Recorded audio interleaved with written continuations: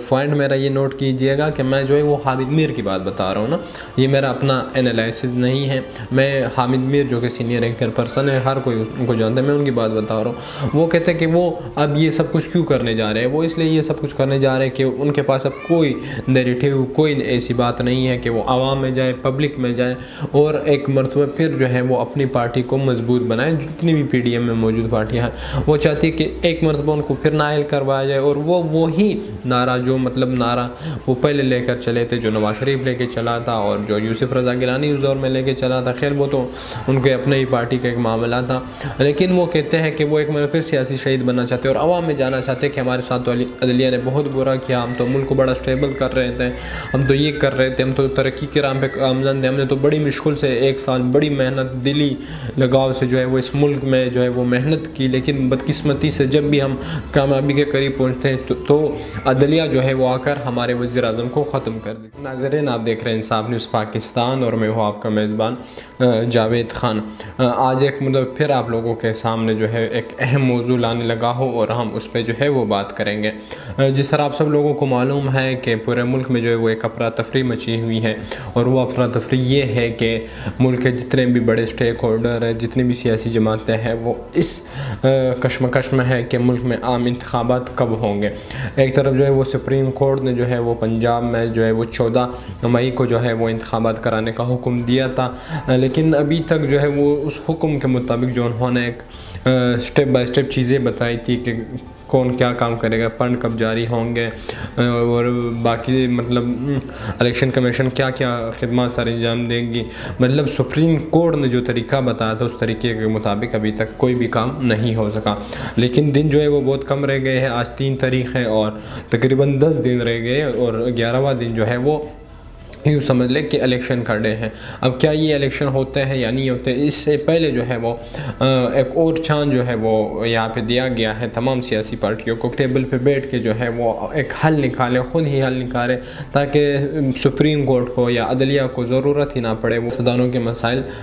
हल करें। लेकिन अब मसला ये है कि यहाँ पे जो है वो एक तरफ PDM है और एक तरफ PTI है। PDM में जो है वो तकरीबन 10 से ज़्यादा जमातें जो है वो PDM का हिस्सा है और एक तरफ पाकिस्तान तहरीक इंसाफ है जो तनहा उन 11 जमातों के मुकाबले पे इस टाइम खड़ी हैं। 3 जो थे वो नशिस्तें हुई हुकूमत की तरफ से, जो था वो मुख्तलिफ लीडरान थे, मुख्तलिफ हर पार्टी के एक जो था उसमें से वो रहनुमा शामिल था उस मुज़ाकराती कमेटी में, जबकि पाकिस्तान तहरीक इंसाफ में से 3 रुकनी कमेटी मुश्तमिल थी जिनमें शाह महमूद कुरैशी कर रहे थे। 3 मरतबा ये नशिस्त हुई, मुज़ाकरात के लिए बैठे कि इलेक्शन कब करना है। तो पाकिस्तान तहरीक इंसाफ से ने उनको जो है वो मुहर्रम से ईद अज़हा के दरमियान का जो है वो ड्यूरेशन दिया कि इस दौरान जो है वो इंतखाबात करवाए जाएँ और पूरे मुल्क में जो है वो एक साथ इंतखाबात करवाए जाएँ, लेकिन ये मुज़ाकरात कामयाब नहीं हो सके और यूँ 3 मरतबा जो मुज़ाकरात के लिए नशिस्त हुई थी वो नशिस्त बिला कोई नतीजे के फारिग हुई। अब ये सोचना चाहिए कि इलेक्शन होने कब है और इलेक्शन क्यों नहीं करवा रहे, हुकूमत इलेक्शन की तरफ क्यों नहीं आ रही। पाकिस्तान के जो है वो एक सीनियर जर्नलिस्ट है, जियो न्यूज़ पे मुसलसल काम कर रहे हैं और उनकी सहाफ़ती खिदमत को जो है वो आप लोग बेहतर जान सकते हैं कि पाकिस्तानी में उनकी सहाफ़ती खिदमत किस दर्जे की है। मैं बात कर रहा हूँ हामिद मीर साहब की, जियो न्यूज़ के सीनियर एंकर पर्सन भी हैं, कैपिटल टॉक शो भी करते हैं। उन्होंने बड़े अहम हक़ाइक़ के ज़रिए बात की। आज शाहज़ेब ख़ाज़ानदा के प्रोग्राम अपने ही जियो न्यूज़ के एक और प्रोग्राम है जो रात को लगता है, उसमें उन्होंने बड़ी अहम और तहलका इस बात की। उन्होंने कहा मेरे जो दोस्त है PDM में यानी नून लीग में, पीपल्स पार्टी में या और जमातों में जो PDM का हिस्सा है, कहते हैं उनके साथ मेरा उठना बैठना है। ज़ाहिर सी बात है सहाफ़ियों का जो है वो सियासतदानों के साथ जो है वो एक चोली दामन का रिश्ता है। तो वो कह रहे थे कि मुझे जो अंदर की खबर मिली या जो मुझे PDM के रहनुमाओं ने बताया, उन्होंने ये बताया कि हम किसी भी सूरत जो है वो इस मरतबा सुप्रीम कोर्ट के हुक्म पर जो है वो अमल दरामद नहीं करेंगे, यानी सुप्रीम कोर्ट के हुक्म को हम इस मरतबा ذرا برابر بھی اہمیت نہیں دیں گے۔ جس طرح سپریم کورٹ نے پہلے وزرائے اعظم کو جو ہے وہ نکلوایا، یعنی پارلیمنٹ سے ختم کروایا، ان کو ڈسکوالیفائی کیا، جس میں میاں محمد نواز شریف، یوسف رضا گیلانی اور بھی دیگر ایسے نام ہمارے سامنے آتے جن کو عدالت نے جو ہے نااہل کروایا۔ حامد میر نے مزید یہ کہا کہ اب پی ڈی ایم خود یہ چاہتی ہے کہ ان کا وزیر اعظم نااہل ہو، ان کے وزراء نااہل ہو، اور دیکھنا چاہتی ہے کہ اس مرتبہ حکومت کو سپریم کورٹ کے چیف جسٹس یا سپریم کورٹ کس طرح نااہل کرتی ہے، کیوں نہ کہ اس سے پہلے جو ہے وہ جب بھی اس طرح کے واقعہ جو ہے ہوئے ہیں، خواہ نواز شریف کا ہو یا یوسف رضا گیلانی کا ہو، کہنے میں یہ آتا ہے کہ تب جو تھی وہ اسٹیبلشمنٹ جو تھی وہ عدلیہ کے ساتھ کھڑی تھی، لیکن اب وہ یہ سمجھتے ہیں کہ